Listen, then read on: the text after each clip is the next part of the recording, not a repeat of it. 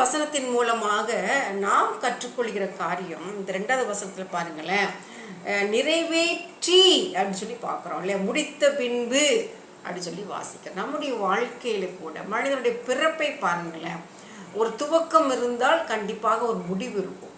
மனிதனுடைய பிறப்பு ஒரு துவக்கம், அப்படி தானே? அப்போ முடிவு யாருடைய கையில் இருக்கிறது? கர்த்தருடைய கரத்தில் இருக்கிறது இல்லையா? இடைப்பட்ட நாட்களில் நம்முடைய வாழ்க்கை இருக்கிறது.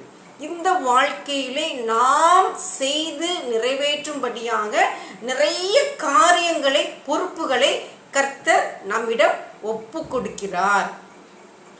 அதை நிறைவேற்றி முடிக்கும்படியாக ஆண்டவருடைய பிள்ளைங்க ஆவியானவருடைய துணையோடு கூட ஒவ்வொரு காரியத்தையும், ஒவ்வொரு பொறுப்பையும் அருமையாக நிறைவேற்றி முடிக்க வேண்டும். அவரோட துணையோடு கூட அது எந்த காரியமாக இருந்தாலும் சரி, குடும்பத்துக்கு செய்ய வேண்டிய காரியமாக இருக்கலாம், சமுதாயத்திற்கு செய்ய வேண்டிய காரியமாக இருக்கலாம், சபைக்கு செய்ய வேண்டிய காரியமாக இருக்கலாம்.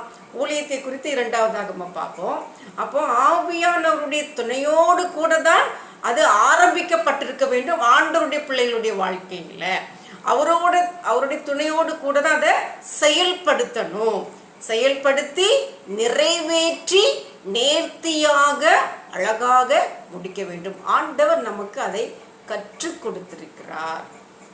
எந்த ஒரு காரியமாக இருந்தாலும் அதில் ஒரு அர்ப்பணிப்பு இருக்கணும், ஒரு ஆயத்தம் இருக்கணும், ஒரு நேர்த்தி இருக்கணும், அருமையான ஒரு நிறைவேறுதல் இருக்கணும்.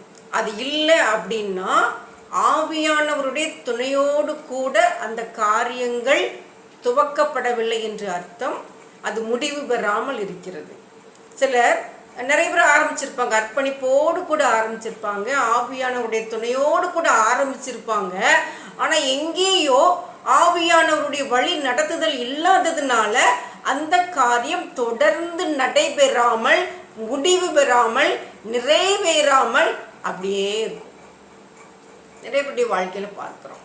ஆவிக்குரிய பிள்ளைகளுடைய வாழ்க்கையில் கூட அங்கங்கே சில காரியங்கள் துவங்கப்பட்டு தொடக்கப்பட்டு முடிவு பெறாமலே இருக்கிறது. எங்கேயோ ஆவியானவருடைய வழி நடத்துதலில் இருந்து வெளியே வந்துட்டாங்கன்னு அர்த்தம். நாம் கற்றுக்கொள்ளக்கூடிய காரியம் இந்த வசனத்தின் மூலமாக நிறைவேற்றி முடித்தார். அதனால் எந்த ஒரு காரியமாக இருந்தாலும் அதுக்கு முடிவு உண்டு. அந்த காரியத்தை ஆவியானவர் துணையோடு கூட நம்ம நிறைவேற்றி நேர்த்தியாக அழகாக முடிக்க என்ன செய்யணும்? நம்ம பிரயாசப்பட வேண்டும். ஊழியம் என்று வருகின்ற பொழுது மிக கவனமாக இருக்கணும்.